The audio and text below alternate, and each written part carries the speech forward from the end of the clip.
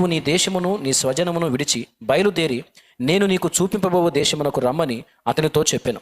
అప్పుడతడు కల్దీల దేశమును విడిచిపోయి హారానులో కాపురం ఉండెను. అతని తండ్రి చనిపోయిన తరువాత అక్కడ నుండి మీరిప్పుడు కాపురమున్న ఈ దేశమందు నివసించుటకై దేవుడు అతన్ని తీసుకుని వచ్చెను. ఆయన ఇందులో అతనికి పాదము పట్టునంత భూమినైనను స్వాస్థ్యముగా ఇయ్యక, అతనికి కుమారుడు లేనప్పుడు అతనికిని అతని తరువాత అతని సంతానమునకును దీనిని స్వాధీనపరుతునని అతనికి వాగ్దానము చేశాను. అతని సంతానమునకు దీనిని స్వాధీనపరుతునని అతనికి వాగ్దానము చేశాను. చిన్న మాట ప్రార్థన చేసుకుందాం. ప్రేమ కలిగిన మా మహాపరిశుద్ధ తండ్రి, ఘనుడవగు దేవా, నీకు స్తోత్రము. నీ దయాపూర్వక సంకల్పాన్ని బట్టి ఈ ప్రత్యేక సమయమందు మమ్మల్ని ఇటు రీతిగా సమకూర్చినందుకై స్తోత్రము. దాసుడు బలహీనుడు ప్రభు, నీ బలముతో నింపు, నీ దాసుని బలపరిచి నీ కొరకు వాడుకో. ఉపదేశాన్ని అడ్డగింప చూసే దుష్టాత్మలను యేసుక్రీస్తు నామంలో బంధించి దూరపరుస్తున్నాం. నీ సన్నిధి, సమాధానం, కాపుదల మాకిచ్చి నీ వాక్యమును పంపి మమ్మల్ని ప్రోత్సహించుమని యేసు ప్రశస్త నామమున ప్రార్థించి స్తుతించి నిన్ను మహింపరుచుకుంటున్నాం తండ్రి. ఆమేన్, ఆమేన్. ప్రభునందు ప్రియులారా, ఇంకెక్కువ టైం వేస్ట్ చేయకుండా నేరుగా దేవుని వాక్యంలోనికే వెళ్తున్నాను. పాట 2 చరణాలు పాడుకున్నాం, ఇప్పుడు పాట సమస్య కాదు. మనం చదువుకున్న ఈ వాక్య భాగంలో దేవుడు అబ్రహాముని మొదటిసారి దర్శించిన ప్రదేశము, అలాగే రెండవసారి దర్శించినటువంటి ప్రదేశము, ఈ రెండింటిని స్టెఫను మాట్లాడుతున్నాడు. అలాగే 2 పర్యాయములు దేవుడు అబ్రహామును దర్శించి అబ్రహాముతో చేసిన వాగ్దానములను గూర్చి ఎత్తి మాట్లాడుతున్నాడు. ఒకటేమో ఇక్కడ రాయబడి ఉంది, ఇంకొకటేమో ఆదికాండం 12వ అధ్యాయంలో రాయబడి ఉంది. మొదటిసారి దేవుడు అబ్రహామును దర్శించినప్పుడు అబ్రహాము ఎంతటి వయస్సు గలవాడో చెప్పలేదు. అబ్రహామును దేవుడు రెండోసారి దర్శించినప్పుడు అబ్రహాము యొక్క వయసు 75 ఏండ్ల ఈడు గలవాడు. అక్కడ హరాన్ నుంచి బయలుదేరి తీసినప్పుడు మొదటిసారి అబ్రహామును దర్శించినప్పుడు ఆయన వయసు చెప్పలేదు, కానీ ఆయన ఏ ప్రదేశంలో ఉన్నాడో ఆ అడ్రస్ చెప్పాడు. మెసొపొతేమియా దేశములో ఊరు అనే ప్రాంతంలో అబ్రహాము నివాసం ఉన్నాడు. అక్కడ అబ్రహాము ఉన్నప్పుడు దేవుడు అబ్రహామును దర్శించి, నీవు నీ తండ్రి ఇల్లు విడిచి నీ బంధువుల యొద్ద నుండి నీ స్వజనుల యొద్ద నుండి బయలుదేరి నేను నీకు చూపించే దేశానికి వెళ్ళు, నేను నీకు చూపించే ప్రదేశానికి వెళ్ళు, నేను నీకు తోడై ఉండి మరి నీకు నీ సంతానమునకు ఆ భూమిని స్వాధీనపరుస్తాను అని దేవుడు కనాను దేశమును గూర్చిన వాగ్దానం అబ్రహాముకి ఇచ్చినట్లు స్టెఫన్ ఇక్కడ చెప్తున్నాడు. అంటే పరిశుద్ధాత్మ దేవుడు స్టెఫన్ ద్వారా మాట పలికించాడు. దేవుడు మొదటిసారి వాగ్దానం చేసి, నిన్ను ఇలా చేయాలనుకుంటున్నాను, నేను చెప్పినట్లు నువ్వు అట్లా వెళ్ళు అని ఆ చెప్పేటప్పుడు దేవుడు చెప్పిన మాట ఏంటంటే, నీ తండ్రి ఇల్లు విడిచి నీ బంధువుల యొద్ద నుండి నీ స్వజనుల యొద్ద నుండి నువ్వు బయలుదేరమన్నాడు. మనల్ని ప్రత్యేకంగా నడిపిస్తాడు. అలా ప్రత్యేకంగా నడిపించేటప్పుడు కొన్ని మనం ఇష్టపడనివి మనం చేయాల్సిన పరిస్థితి వస్తుంది. కొన్నిటిని వదలటం మనకి ప్రాణ సంకటం లాంటిది, అయినా సరే దేవుడు వాటిని వదిలేయమంటాడు. అలాగా అబ్రహాం విషయంలో జరిగింది. దేవుడు అబ్రహాముని ఎందుకు పిలుస్తున్నాడో, అబ్రహాముని అసలు ఏం చేయాలనుకుంటున్నాడో, అబ్రహాము ఫ్యూచర్ ఏంటో అబ్రహాముకు తెలియదు, దేవునికి తెలుసు. గనుక దేవుడు చెప్పినటువంటి మాటని అబ్రహాము కంప్లీట్గా లోబడి అడుగులు ముందుకేస్తే బాగుండేది.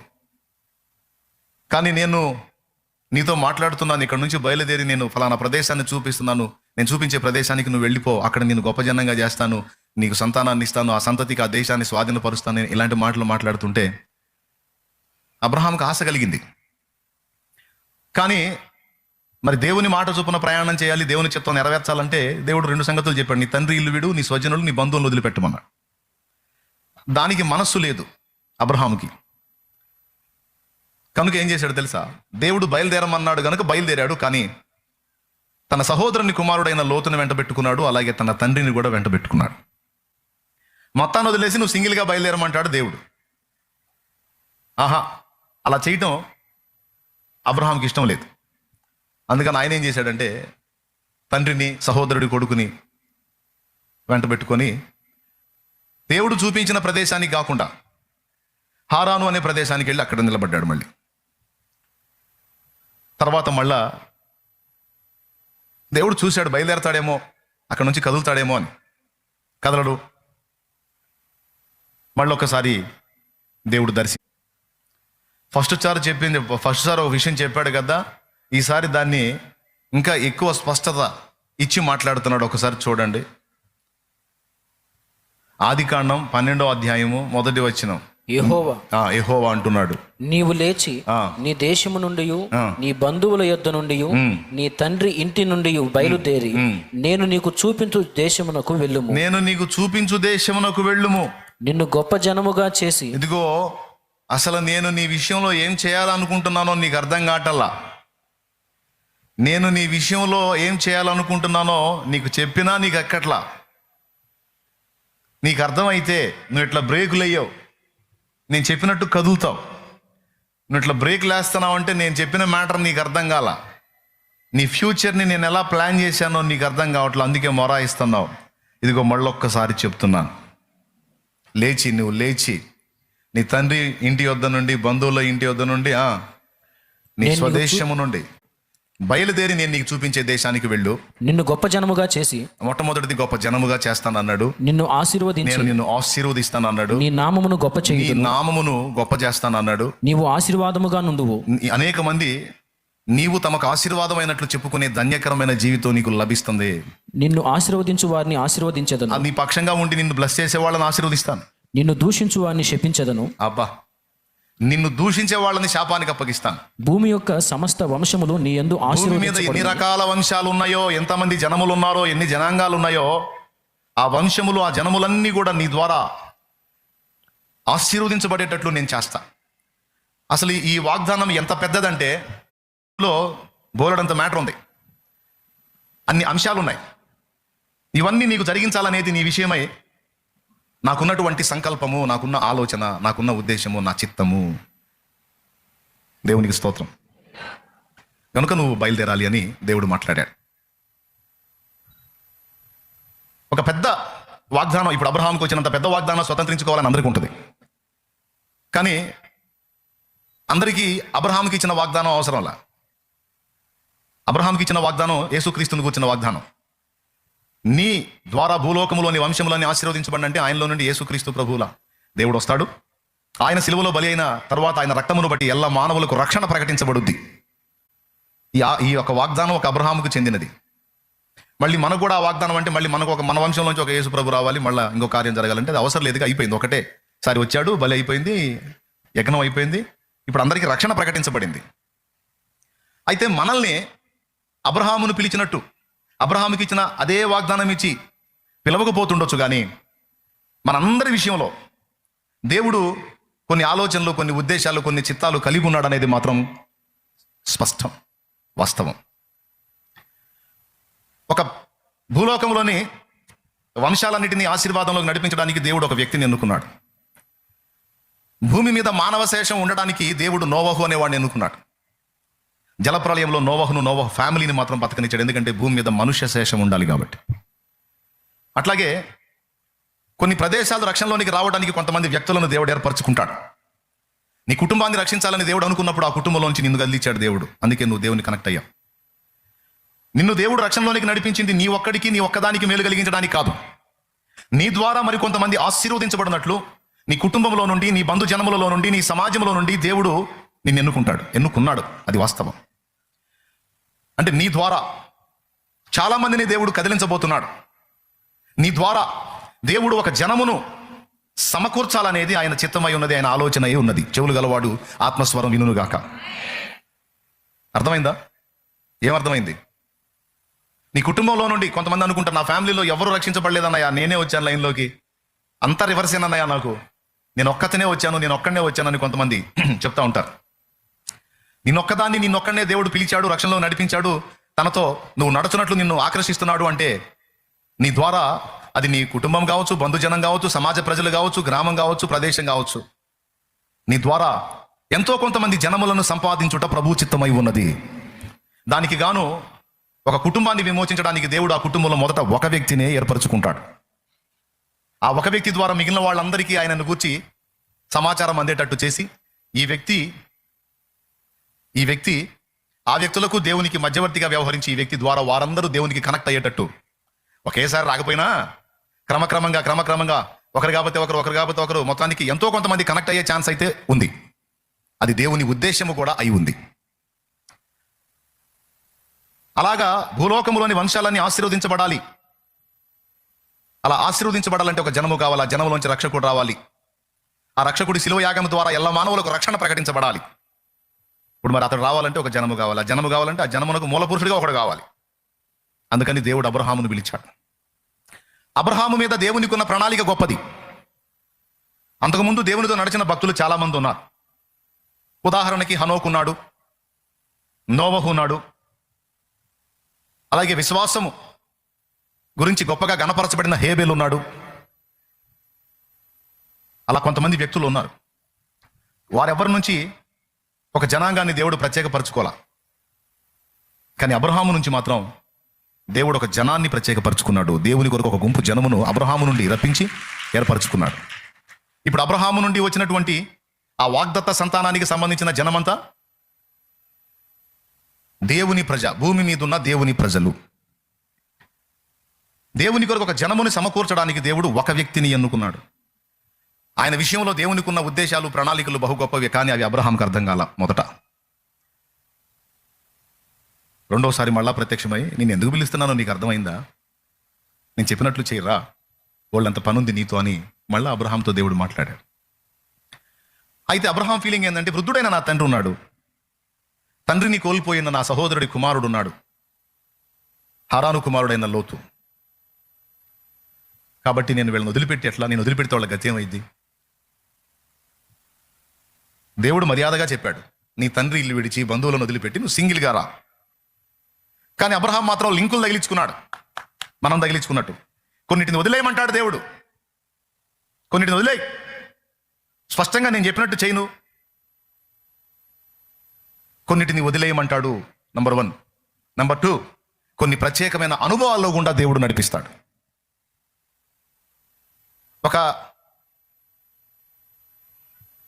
ఇప్పుడు ఈ గ్లాస్ ఉందండి, ఇది ఒక పాత్ర. దీన్ని మనం సంపాదించుకోవాలంటే ఎంత వెల చెల్లించాలి? ఈ గ్లాసుని మనం కొనాలంటే దీనికి ఎంత వెల చెల్లించాలి? గ్లాస్ అయితే 50 రూపాయలకి వచ్చింది ఈ గ్లాసు. ఇదే బంగారు గ్లాస్ అయితే దీనికి పెద్ద వెల చెల్లించాలి. ఒక విలువైన పాత్రని మనం స్వతంత్రించుకోవాలంటే దానికి కొంచెం ఎక్కువ వెల చెల్లించాలి. ఒక ఆశ్చర్యకరమైన విషయం చెప్తాను, దేవునికి కృతజ్ఞతలు చెప్పుకో ఆ మాట నీకు వినబడ్డప్పుడు. ఒక సాదాసీదా పాత్రగా నిన్ను వదిలేయాలని దేవుడు అనుకుంటే నీకు పెద్ద రిస్క్ ఉండదు, నీ విషయమై దేవునికి కూడా పెద్ద రిస్క్ ఉండదు. కానీ ఒక శ్రేష్టమైన పాత్రవైన నిన్ను ఒక శ్రేష్టమైన పాత్రగా మార్చుకొని నిన్ను వాడుకోవాలనుకుని దేవుడు సంకల్పించిన ఆ సంకల్పాన్ని నెరవేర్చుకోవడానికి దేవుడు చాలా రిస్క్ చేస్తాడు. అవసరమైతే కొన్ని రిస్కుల్లో గుండా నిన్ను నడిపిస్తాడు. ఆ రిస్కుల్లో గుండా నువ్వు నడిచేటప్పుడు అక్కడ నువ్వు ఎఫెక్ట్ కాకుండా నీ విషయమై చాలా కేర్ఫుల్గా దేవుడు ఉంటాడు. దీన్ని మీకు అర్థమయ్యేటట్టు చెప్పడానికి ఒక మాట చెప్తాను. అబ్రహామును ఒక దగ్గర దర్శించాడు దేవుడు. అబ్రహాము దేవుణ్ణి వెతికితే దేవుడు దర్శించాడా, లేకపోతే వెతకకపోయినా దర్శించాడా? అబ్రహాము దేవుణ్ణి వెతికితే దేవుడు దొరికితే అది అబ్రహాం గొప్ప అయింది. కానీ కాదు, దేవుడే నన్ను వెతకిన వారికి నేను దొరికి తిని అన్నట్లుగా ఆయనే అబ్రహామును వెతికాడు, అబ్రహామును దర్శించాడు, అబ్రహాముకు ప్రత్యక్షపరచుకున్నాడు, అబ్రహాముకు ఒక దర్శనాన్ని ఇచ్చాడు. దానికి అబ్రహాము లోబడి కొంచెం కదిలాడు, కానీ మళ్ళీ ఆగిపోయాడు. మళ్ళా దర్శించాడు, కదిలించి తీసుకెళ్ళాడు. కనానికి పోయి ఆడుండవా అంటే ఐగుప్తుకు పోయాడు. మళ్ళా ఐగుప్తులో పట్టుకొని మళ్ళీ బయటికి తీసుకొచ్చాడు. అక్కడ ఎదురైన బాధలు తప్పించి మళ్ళీ అక్కడ నుంచి తీసుకొచ్చి కనాను. ఇలా అడుగడుగున అబ్రహాము తండ్రి అన్నందుకు తండ్రిని వైనం చేయడానికి దేవుడు రిస్క్ చేయాల్సి వచ్చింది. లోతు మావాడు మా అబ్బాయి అన్నందుకు ఆ లోతును వదిలించడానికి మళ్ళీ రిస్క్ చేయాల్సి వచ్చింది. ఇలా ఒక పేషెంట్కి ఆపరేషన్ చేసినట్టు, ఒక రోగికి వైద్యం చేసినట్టు అబ్రహాముని తాను అనుకున్న ప్లేస్లోకి తీసుకొచ్చి స్థిరపరచడానికి పట్టుదల ఎవరిది? దేవుడిదా, అబ్రహాముదా? మరి చప్పట్లు కొట్టాలి కదా ఇక్కడ. దేవుని గొప్పతనం చెప్తాను, నీ మనసులో స్తుతి చెప్పుకున్నాను చూడు. అసలు నువ్వు రక్షణలోనికి రావడానికి నీ జోక్యం కాదు, దేవుని జోక్యమే ఉంది. ఒకటి, అసలు నీవు దేవుని వైపు తిరగడానికి నీ జోక్యం కాదు, దేవుని జోక్యమే ఉంది. అంతేకాదు, రక్షణలోనికి వచ్చిన నువ్వు ఎన్నిసార్లు కింద పడ్డావో, ఎన్నిసార్లు వెనకడుగులేసావో, ఎన్నిసార్లు నా వల్ల కాదనుకున్నావో అది నీకు తెలుసు, దేవుడికి తెలుసు. కానీ ఎన్నోసార్లు నువ్వు ఎదుర్కొన్న ఆటుపోట్లన్నింటిలో నువ్వు అడుగు వెనక్కేసినప్పుడు మళ్ళా నిన్ను దర్శించి నువ్వు ఎన్నోసార్లు దేవుడిచ్చిన దర్శనాన్ని, వాగ్దానాలని మర్చిపోతే మళ్ళా విసుక్కోకుండా నీకు గుర్తు చేసి మళ్ళా నిన్ను దర్శించి నువ్వు పడిన చోటు నుంచి లేవనెత్తి ఈ రోజు వరకు నిన్ను నడిపించుకొచ్చాడు చూడు, ఇది నీ పట్టుదల కాదు, ఆయన పట్టుదల. ఇప్పుడు దీన్ని బట్టి మనం దేవుని కృతజ్ఞత చెప్పాలా లేదా? ఎంతమంది ఒప్పుకుంటారు? కొన్నిసార్లు వెనక్కి సర్దుకుంటానికి ట్రై చేశావు, కానీ ఎలాగొచ్చావు? మళ్ళీ లైన్లోకి వచ్చావు. ఇది నీ పట్టుదల కాదు, నీ గొప్పతనం కాదు. అచ్చంగా నీవే దేవుని వెంబడించడం అయితే ఎప్పుడో అయిపోయేది నీ పని. ఎప్పుడో సర్దుకునేవాడివి, సర్దుకునేదానివి. ఏది నువ్వు ఆయన చేయి పట్టుకున్నట్టయితే, ఇక్కడ చేయి పట్టుకున్నది నువ్వు కాదు, నీ చేతిని ఆయన పట్టుకున్నాడు. అది ఇక్కడ గొప్ప విషయం. నీ చేతిని ఆయన పట్టుకున్నాడు. శోధనల జడి నీ మీదికి వచ్చినప్పుడు నువ్వు తడవకుండా నిన్ను తన చంకలో, తన రెక్క కింద కప్పుకున్నాడు. కొన్నిసార్లు నువ్వు నడవలేని ప్రతికూల పరిస్థితులు నీకు ఏర్పడినప్పుడు నేను తన చంకనెత్తుకొని నువ్వు దాటలేని కట్టాలు ఆయన దాటించాడు. ఇది నిజం. నీకు అర్థమైనా కాకపోయినా, నువ్వు ఒప్పుకున్నా ఒప్పుకోకపోయినా ఇది వాస్తవం. ఒకవేళ నీ విషయంలో దేవుడు అలా జోక్యం చేసుకుని ఉండకపోతే ఈ రోజు నువ్వు ఇక్కడ కూర్చోవు. అది అసంభవం. ఎప్పుడో నీ విశ్వాసం బ్లాస్ట్ అయిపోయేది. కాబట్టి నువ్వు రక్షణలో నిలిచి ఉన్నావు, ఇంతవరకు వెంబడిస్తున్నావు అంటే ఇది ఎవరి పట్టుదల? బా, దేవుడు పట్టు పట్టాడంటే దాన్ని వదలడం. మొండితనం నీది కాదు, దేవునిది. పట్టుదల నీది కాదు, దేవునిది. యాకోబుతో అన్నాడు చూడు, నేను నీతో చెప్పినది నెరవేర్చే వరకు నీ చెయ్యి విడవను అని. దైవజనుడా, నువ్వు ఒక సామాన్య విశ్వాసి స్థాయి నుంచి ఈ స్థాయికి వచ్చావంటే దేవుని పట్టుదలను బట్టి నువ్వు అట్లా వచ్చావు, కానీ నీ పట్టుదల అయితే నువ్వు ఎప్పుడు అడ్రస్ కూడా ఉండేవాడివి కాదు, పోయి లోకంలో కలిసిపోయేవాడు. పట్టుదల కాదు. ఎంత వాస్తవం ఇది! నువ్వు నిలిచున్నావు, ఇంతవరకు నీ ప్రయాణం సాగిందంటే నీ పట్టుదల కాదురా, నా పట్టుదల అన్నాడు. నిన్ను నిలబెట్టాలి, ఎట్లనన్నా నిలబెట్టాలని పట్టు నేను పట్టాను. ఆ పట్టును బట్టి నువ్వు నిలబడ్డావు. నేను నిన్ను పట్టుకోపోయి ఉన్నట్లయితే ఎప్పుడో నువ్వు అడ్రస్ లేకుండా పోయేవాడు. ఇది ఎంత నిజం దేవా, ఎంత వాస్తవం దేవా, ఇది ఎంత సత్యం తండ్రి. గుండె కదిలింది అట్లా ఆ మాట నా దృష్టికి దేవుడు తీసుకొచ్చినప్పుడు. మనల్ని ఏం చేయాలనుకుంటున్నాడో, మన ద్వారా ఏం జరిగించాలనుకుంటున్నాడో, మన పట్ల ఆయనకున్న ఉద్దేశం ఏంటో, మనకి ఎంత బ్రైట్ ఫ్యూచర్ ఉంచాడో మనకు తెలియదు, ఆయనకు తెలుసు. అబ్రహాంకి అర్థం కావట్లే. వాళ్ళని వదిలేదని ఆయన చాలా పని ఉంది నీతో అని దేవుడు మొత్తుకుంటుంటే, మా నాన్న అంటాడు కాసేపు, మా అబ్బాయి అంటాడు కాసేపు, నేను వదిలిపెడితే వాళ్ళు ఏమైపోతారు అంటాడు. చివరికి నాన్న అన్నందుకు నాన్న ఎత్తాల్సి వచ్చింది. నాన్న పోయాడు. నాన్న పోయినాక అడిగాడు, ఏంది బాబు మా నాన్న పోయాడు, ఇప్పుడు దాకా నాన్న అన్నావు, నాన్న పోయాడు, మరి ఏం సంగతి అన్నాడు. సరే బయలుదేరేటప్పుడు బంధువుని అంటే వేసుకొని బయలుదేరి. నువ్వు బంధువుని వదిలిపెట్టంటే మళ్ళీ బంధువులు అంటే వేసుకొని బయలు. ఎవరు? లోతుని కనాను దేశానికి తీసుకెళ్ళాడు. తీసుకెళ్తే ఆ వెళ్ళిన దగ్గర వీళ్ళిద్దరూ కలిసి ఉండకుండా వీళ్ళకి మధ్య విరోధం వచ్చేటట్లు పరిస్థితులు వచ్చినాయి. చివరికి తప్పనిసరి పరిస్థితుల్లో లోతును వదులుకోవాల్సి వచ్చింది అబ్రహాం. ఎందుకు? మా అబ్బాయి మా సోదరుడు కొడుకు అని చెప్పుకున్నాడు కదా. ఆ సోదరుడు కొడుకే రివర్స్ అయ్యాడు. పశువులకు మేత జాలకపోయేసరికి లోతు కాపరులకు, అబ్రహాము కాపరులకు పొలంలో గొడవ వచ్చి కొట్టుకుంటున్నారు. మరి అప్పుడు అబ్బాయి మరి చెప్పాలిగా, రే ఆయన లేకుండా నేను లేను, ఆయనదైతే ఒకటి నాదైతే ఒకట, తిన్నండ్రా ఆయనదే తిన్నండ్రా, అయిపోతే పోయినలే అని అనలేదు అబ్బాయి బుద్ధి బయటపడింది. ఇక ఆలోచన వచ్చింది. అబ్బాయిని పిలిచాడు, అబ్బాయి రా లోతు రా అని. ఏది డాడీ? మన ఇద్దరం రక్త సంబంధీకులం, బంధువులం, మన మధ్య కొట్లాట ఉండకూడదు. ఇక్కడ అన్ని జనంలోకి వచ్చాం, మనం కొట్టుకుంటే వీళ్ళకి చీప్ అవుతాం. మరి నీ బుద్ధి అట్లా ఎందుకు మారిందో ఏమో నాకైతే తెలియదు, దాని గురించి ఎత్తాలని కూడా అనుకోవట్లా నేను. మన ఇద్దరం కలిసి ఉండటం కష్టమైపోయింది కాబట్టి ఈ దేశము నీ ఎదుట ఉన్నది, నువ్వు కోరుకో, నువ్వు ఏ దిక్కుకు పోతావో ఆ దిక్కుకు నేను రాను, కోరుకో అన్నప్పుడు ఈ డైలాగ్ కోసం ఎదురు చూస్తున్నాను అన్నట్లుగా లోతు వెంటనే కళ్ళెత్తి చూచి యోర్దాను తీర ప్రాంతము పచ్చగా కనపడితే అటువైపు చూపించి, ఆ సొదొమ గొమొర్రాల వైపు చూపించి నేను అటు పోతాను అన్నాడు. సరే పో నువ్వు వెళ్ళి ఆ దిక్కుకు నేను రానన్నాడు. ఎప్పుడైతే అబ్రహామును లోతు విడిచిపోయాడో దేవుడు మళ్ళీ అబ్రహాముకు ప్రత్యక్షమై అప్పుడు మళ్ళీ మాట్లాడుతున్నాడు.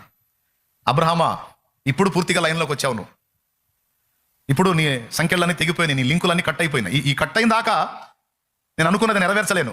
తండ్రి అన్నావు, తండ్రి లింకు తెగిపోయింది. ఇప్పుడు సహోదరుడు కొడుకు అన్నావు, ఆ లింకు తెగిపోయింది. ఇప్పుడు ఫ్రెష్గా నేను అనుకున్న ప్రకారం నువ్వు సింగిల్గా నిలబడ్డావు. ఇప్పుడు నేను చెప్పాలనుకున్న మాట చెప్తున్నాను చూడని. నీవు లేచి ఈ దేశంలో దాని పొడుగున సంచరించుము. అక్కడ స్పష్టంగా రాసి ఉంటుంది, ఏమన్నా తెలుసా? అబ్రహామును లోతు విడిచిపోయిన తరువాత, ఆదికాండం 13వ అధ్యాయంలో 14వ వచనం. అబ్రహామును లోతు విడిచిపోయిన తరువాత చదువు.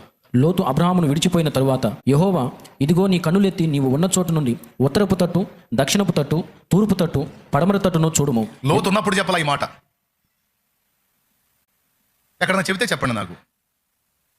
12వ అధ్యాయంలో బయలుదేరి వచ్చారు, కనానుకు వచ్చారు, కొంచెం కరువు వచ్చింది, ఐగుప్తుకు పోయారు, ఆ తర్వాత మళ్ళా కనానుకు వచ్చారు. అంతే జరిగింది. అప్పుడు వాగ్దానం మాట్లాడుతున్నాడు, దాని పొడవున సంచరించు, నువ్వు నలుదిక్కులా చూడు, సంచరించు. ఎందుకనగా ఆ. నీవు చూచుచున్న ఈ దేశమంతటిని నీకును నీ సంతానమునకును సదాకాలము ఇచ్చేదను. అది నా ప్లాన్ ఏంటంటే నీకు నీ సంతానానికి ఇవ్వాలి, ఇది ఉద్దేశం. అంతేగాని లోతు సంతానానికి, మీ డాడీ మళ్ళీ ఇంకొక ఆమె చేసుకుంటే ఆయన పుట్టిన సంతానానికి, ఈ గుంపులు మొత్తానికి ఇవ్వాలనేది కాదు నా ప్లాన్. అప్పటి రోజుల్లో ముసలోళ్ళు కూడా చేసుకునేవాళ్ళే పెళ్ళి. అంతేందుకు అబ్రామే చేసుకున్నాడు, మూడవ కేతురా. మీ నాన్న ఉండటానికి లేదు, మీ నాన్న సంబంధం ఇంకా మిగిలిన వాళ్ళు ఉండటానికి లేదు, నీ సహోదరుల సంబంధం ఎవడు ఉంటాను, నువ్వు సింగిల్గా కావాలి నాకు. ఎందుకంటే నీ ద్వారా, నీ సంతతి ద్వారా నేను చేయాలనుకున్న ప్లాన్ ఉంది వేరుగా. దేవునికి స్తోత్రం కలుగును గాక. చెప్పు గట్టిగా హల్లెలూయా. అది కొన్నిసార్లు మనకు తెలియదు, కొన్ని లింకులు కట్ చేసుకోమని దేవుడు చెప్తాడు, మనకేం మనసు రాదు. కొన్ని ప్రదేశాలు వదిలిపెట్టి వెళ్ళమంటాడు, మనకేం మనసు రాదు. కానీ దేవుడు మనతో స్పష్టంగా ఆ విషయాన్ని మాట్లాడితే తప్పనిసరిగా మనం ఆ స్టెప్ తీసుకోవాలి. అర్థమైందా? లోతు విడిచిపోయిన తర్వాత దేవుడు తన వాగ్దానాన్ని అబ్రహాంకు బయలుపరిచాడు. తర్వాత దాన్ని మొత్తాన్ని ఎలా నెరవేర్చాడో మనకందరికీ తెలిసిన సంగతే. ఇప్పుడు ఇజ్రాయెల్ దేశంలో జరుగుతుంది కూడా అదే. 1948 వరకు 1948 వరకు ప్రపంచంలో అంతటా చెదరి ఉన్న ఇశ్రాయేలు జనాంగం అంతా 1948లో ఒక స్వతంత్ర దేశముగా ఏర్పడి సొంత పరిపాలన మొదలుపెట్టుకున్నారు. స్తోత్రం. 1948కి ముందు అదొక దేశముగా లేదు. ఆ జనాంగం అంతా భూమి మీద చెదరగొట్టబడింది వారి పాపమును బట్టి. తర్వాత యేసుక్రీస్తు రెండవ రాకడకు ముందు ప్రవచన నెరవేర్పు ప్రకారం ఆ జనాంగం అంతా ఒక దేశముగా మళ్ళా నేను వాళ్ళని సమకూరుస్తానని యెహెజ్కేలు గ్రంథంలో దేవుడు వాగ్దానం చేసిన వాగ్దానం అప్పుడు నెరవేరింది అక్కడ. మరి అన్నటికీ పెళ్ళగింపబడకుండా నేను వారిని అచ్చట నాటెదను అన్నాడు. ఇప్పుడు అదే జరుగుతుంది. వాళ్ళని అక్కడ లేకుండా చేయటానికి చుట్టుపక్కల ఉన్న దేశాలన్నీ కష్టపడుతున్నాయి, కానీ ఇంకా వాళ్ళ వల్ల ఇప్పుడు కాదు, ఎప్పటికీ కాదు. ఎందుకంటే యెహెజ్కేలు వాగ్దానం చేశాడు. చూడండి, యెహెజ్కేలు గ్రంథము 37వ అధ్యాయం తీసుకోండి. అప్పుడు ఆయన నాతో ఇట్లనెను, నరపుత్రుడా, ఈ ఎముకలు ఇశ్రాయేలునందరినీ సూచించుచున్నవి. వారు మన ఎముకలు ఎండిపోయెను, మన ఆశ విఫలమాయను, మనము నాశనమైపోతామని అనుకొనుచున్నారు. కాబట్టి ప్రవచనమెత్తి వారితో ఇట్లనుము, ప్రభువుకు యెహోవా సెలవిచ్చున్నదేమనగా, నా ప్రజలారా, మీరున్న సమాధులను నేను తెరచెదను. ఈ వాగ్దానం మనకి ఇందులో రాయించి పెట్టాడు యెహెజ్కేలు 37లో.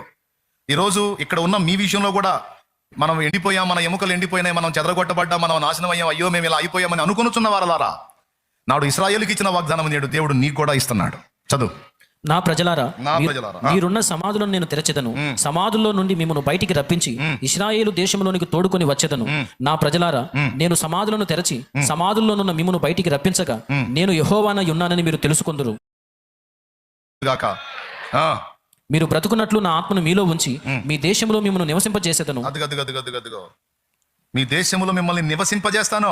యెహోవానకు నేను మాట ఇచ్చి దాన్ని నెరవేర్తునని మీరు తెలుసుకొందురు. దేవునికి స్తోత్రం కలుగును గాక. చూసారా, నీ దేశంలోనికి నేను మిమ్మల్ని రప్పిస్తాను, మీ దేశంలోనే మిమ్మల్ని నాటేస్తాను, నేను మిమ్మల్ని నాటేస్తాను. ఆ వాగ్దానము ఎప్పుడు నెరవేరిందో తెలుసా? 1948లో నెరవేరింది. ఎక్కడెక్కడ చెదిరి ఉన్న ఇశ్రాయేలు జనమంతటిని ఒక దగ్గర సమకూర్చి ఒక దేశముగా చేసి ఇన్ని సంవత్సరాల్లో దాన్ని విస్తరింపజేసి ఇప్పుడు వాళ్ళ కొట్లాట అదే, ఈ భూభాగం అంతా మాది, మా పితరుడైన అబ్రహాము మాకు స్వాస్థ్యముగా ఇచ్చిన భూభాగం. అరబ్బులు ఎవరు? అబ్రహాము హాగరులకు పుట్టిన ఇష్మాయేలు సంతతి అరబ్బులు. ఐగుప్తురాలు హాగరు. తర్వాత అరేబియా ఎడారిలో వదిలిపెట్టినప్పుడు ఇష్మాయేలును తీసుకొని తన ప్రదేశానికి వెళ్ళిపోయింది. కాబట్టి వాళ్ళకి ఈ కనానులో స్వాస్థ్యం లేదు. హాగరు సంతతికి కనాను దేశం అంటే ప్రస్తుత ఇజ్రాయేలు దేశం, దానిలో వాళ్ళకి స్వాస్థ్యం లేదు. మూడవ భార్య అయిన కేతురా సంతతికి కూడా ఇందులో స్వాస్థ్యం లేదు. వాళ్ళకి బహుమానాలు ఇచ్చి తూర్పు దేశానికి పంపించినట్టుంది. కేతురా కూడా సంతానం పుట్టారు. శారా చనిపోయిన తర్వాత అబ్రహాము కేతురా అనే స్త్రీని చేసుకొని ఆమెకు సంతానాన్ని కన్నాడు. ఆమెకు కూడా పిల్లలు పుట్టారు. ఆదికాండం మీరు చూస్తే ఫస్ట్ హాగరుకు పుట్టిన వాడి పేరు ఏందండి? ఇష్మాయేలు. ఇష్మాయేలుని అతని తల్లిని ఎక్కడ వదిలిపెట్టమన్నాడు? అరణ్యంలో, ఎడారిలో వదిలిపెట్టమన్నాడు. వాళ్ళని ఆయనే ప్రొటెక్ట్ చేశాడు దేవుడే. చేసి హాగరు కూడా వాగ్దానం ఇచ్చాడు, అబ్రహాము కూడా వాగ్దానం ఇచ్చాడు. ఇష్మాయేలు గురించి నువ్వేం బాధపడొద్దు, అతనిలోంచి కూడా 12 రాజులు వస్తారు. ఆ రాజులు వాళ్ళు రాజ్యాలు పరిపాలిస్తారు. 10 నుంచి 12 మంది రాజులను వాళ్ళు కూడా వాగ్దానం చేశాడు. వాళ్ళతో సపరేట్ ప్రదేశం హాగరు సంబంధుల్ది.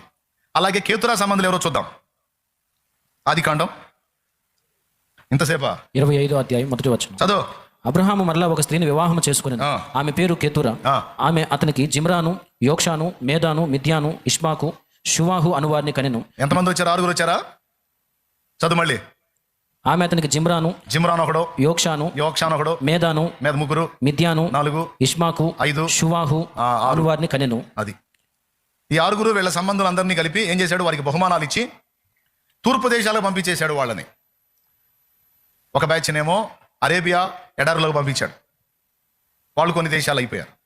కొంతమందినేమో తూర్పు దేశాలకు పంపించాడు, వాళ్ళు కొన్ని జనాంగాలే, వాళ్ళు కొన్ని దేశాలు అయిపోయారు. అవి పక్కన పెడితే అబ్రహాము ఉన్నటువంటి ఆ కనాను ప్రాంతం ఎవరికి కేటాయించాడంటే ఇస్సాకుకి, ఇస్సాకు కొడుకులకి, ఇస్సాకు కొడుకులకు కేటాయించాడు.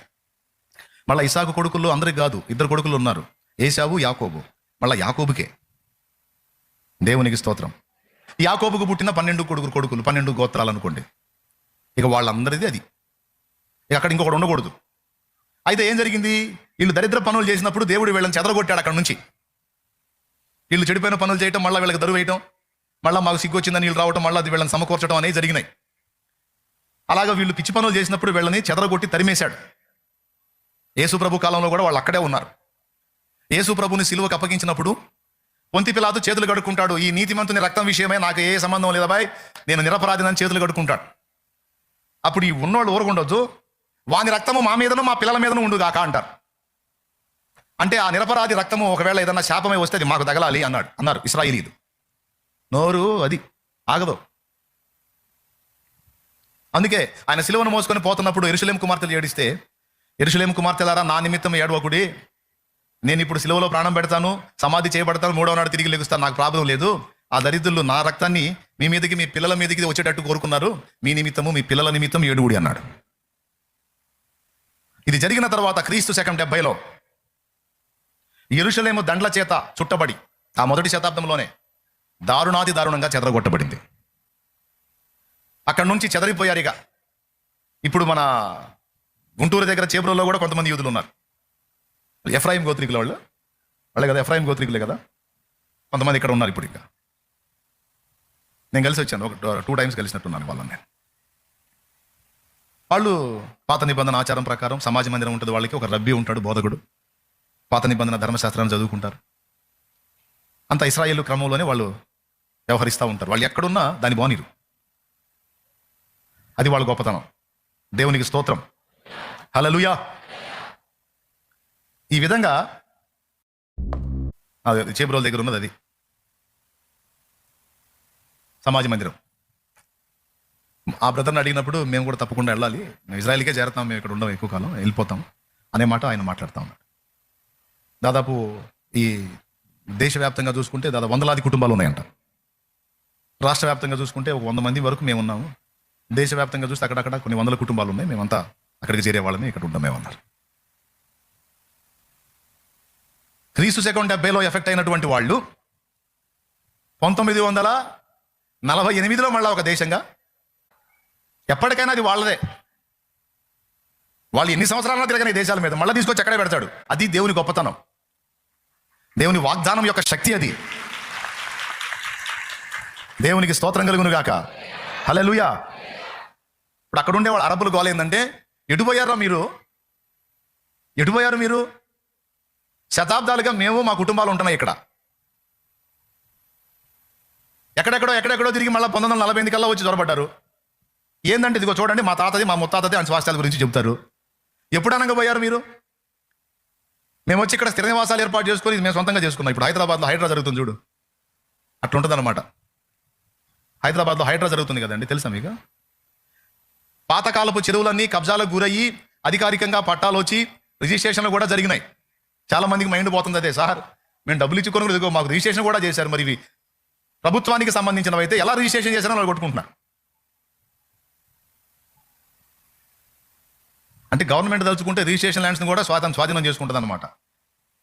మీకు ఎవరు చేశారో ఎందుకు చేశారో వాళ్ళని మీరు ఎలా నమ్మి మోసపోయారో మా సంబంధం లేదు, ఇవన్నీ మా చెరువులు లేవండి మొత్తం బిల్డింగ్లు కోల్దొస్తున్నారు. అట్లాగే ఇశ్రాయేల్ జనాంగం మళ్ళీ అడిగి చేరి అప్పటికి శతాబ్దాల నుంచి ఉంటున్నటువంటి అరబ్బుల్ని తరుముతున్నారు. ఇప్పుడు అది జరుగుతుంది. గాజా పట్టి చాలా వరకు ఖాళీ చేయించారు. మ్యాప్ చూసుకోండి, 1948లో ఇజ్రాయెల్ దేశంగా ఏర్పడ్డప్పుడు ఆ ప్రదేశంలో 3 భాగాలు అరబ్బులే, ఒక భాగం వీళ్ళు. ఇప్పుడు చూడండి, మొత్తం 90% వీళ్ళే ఉన్నారు, ఒక 10% మాత్రం వాళ్ళు ఉన్నారు, వాళ్ళని కూడా తనుకొడుతున్నారు ఇప్పుడు. అదేంటంటే మా తాతది, మా ముత్తాది, ఇది మాది. ఈ మాటకి అమెరికా కూడా సపోర్ట్. ఎందుకంటే బైబిల్లో రాసుంది, తరతరాలుగా ఈ గ్రంథం రన్నింగ్లోనే ఉంది కాబట్టి ఇది వాళ్ళదే, దీనికి చారిత్రక ఆధారాలు ఉన్నాయి కాబట్టి మేము వాళ్ళకి సపోర్ట్ చేస్తామని ఇజ్రాయెల్ పక్షంగా నిలబడింది. అదిగో స్టార్టింగ్లో ఇజ్రాయెల్ అని చూడండి, పాలస్తీన్ ఫస్ట్ది గ్రీన్ కలర్, తర్వాత ఇజ్రాయెల్ వచ్చింది, ఎంటర్ అయింది. అప్పుడు ఎంత భాగం ఉంది? సగం సగం ఉంది. ఎప్పటికి? 1947కి. 1967కి వచ్చేటప్పటికి చాలా భాగం ఖాళీ చేసింది. ప్రజెంట్ చూడండి, ఇజ్రాయెల్ మొత్తం ఆక్యుపై చేసింది. వైట్ అంతా ఇజ్రాయెల్ అనమాట. ఈ 4 బాక్సులో కనపడుతున్న తెలుపు అంతా ఇజ్రాయెల్, ఆ మధ్య మధ్య చుక్కల్లా కనపడుతున్న గ్రీన్ అరబ్బులు. ఇప్పుడు ఆ కాస్త కూడా వైనం చేశారు, దేవునికి స్తోత్రం. ఇంకా కాస్త కూర్చుంటే దాన్ని కూడా వైనం చేస్తారు. వాళ్ళు మాతో వదిలిపెట్టే ప్రసక్తి లేదు. ఎందుకంటే మొత్తం మా తాత ఎవరు అబ్రహాముకి ఇచ్చినటువంటి వాగ్దాన భూమి అది.